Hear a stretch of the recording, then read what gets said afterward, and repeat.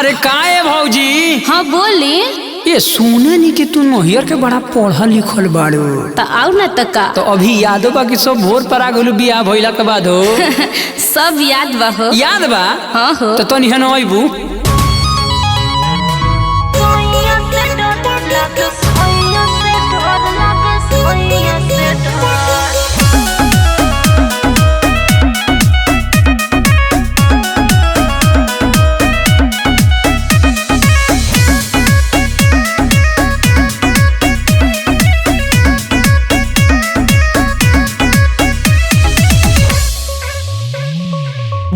भौजी कस कबूतर सैया जी हमर चढ़ जले अब तू बोला खस खरगोश सैया के हमरा जागे जोश।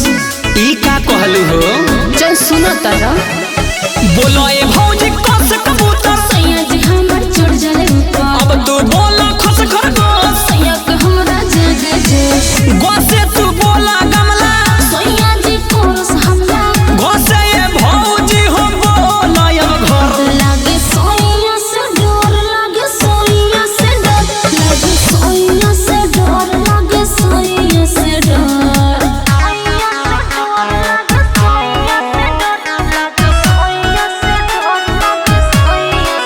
म्यूजिक विराज।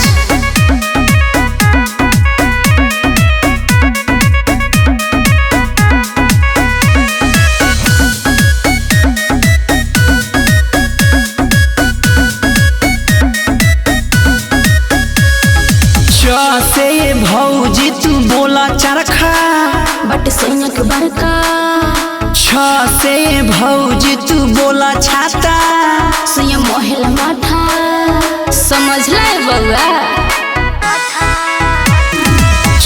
से भौजी तू बोला चरखा बट सैया के बड़का से भौजी तू बोला छाता सैया मोहला माथा जो से तू बोला जहाज सैया जी करे मसाज जो से ये भौजी अब बोला न झंडा सैया खाके मारे अंडा सैया खाके मारे अंडा सैया खाके मारे अंडा सैया खाके मारे अंडा।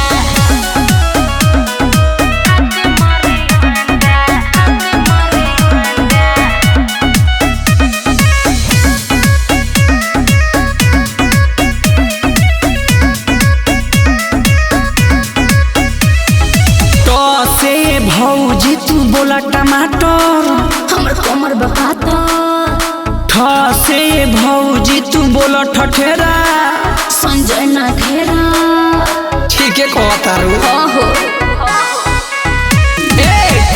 से भौजी तू बोला टमाटर हमर कमर बकाता से भौजी तू बोला ठठेरा संजय ना घेरा से तू बोला डमरू ससी ना छो हमरो ढसे भौजी बोला ढकन सैया पूरा करे मन सैया पूरा करे मन सैया पूरा करे मन सैया पूरा करे मन पूरा करे मन सैया पूरा करे मन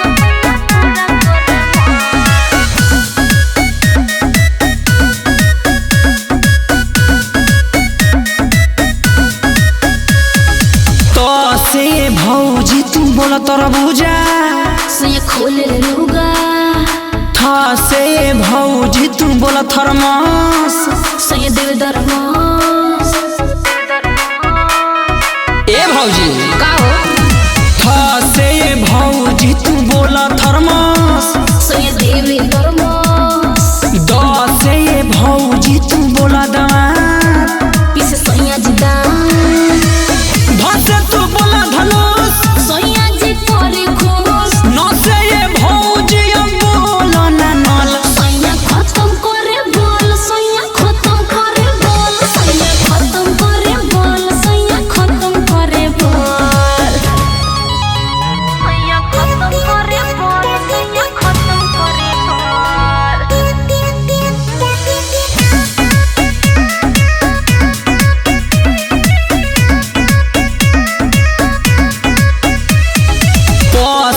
भौजी तू बोला पतंग सैया करे ले तो से भौ भौजी तू बोला फल कहे घर में चल कहे घर में चल कहे ऐसन बोले ले फसे भौजी तू बोला फल कहे घर में चल बसे भौजी तू बोला बता चंदे उठला ले छोटो बसे तू बोला भालो सोया जे दाबे आलू मसे तू बोला ये भौजी अब मछली सोया मजा दिला असली सोया मजा दिला असली सोया मजा दिला असली सोया मजा दिला असली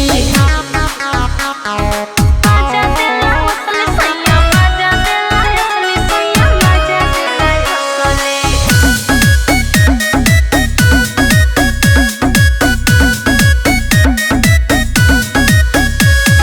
या से भौजी तू बोला या सोया मुख करे लो से भौजी तू बोला रात देव दहिया मत बुझला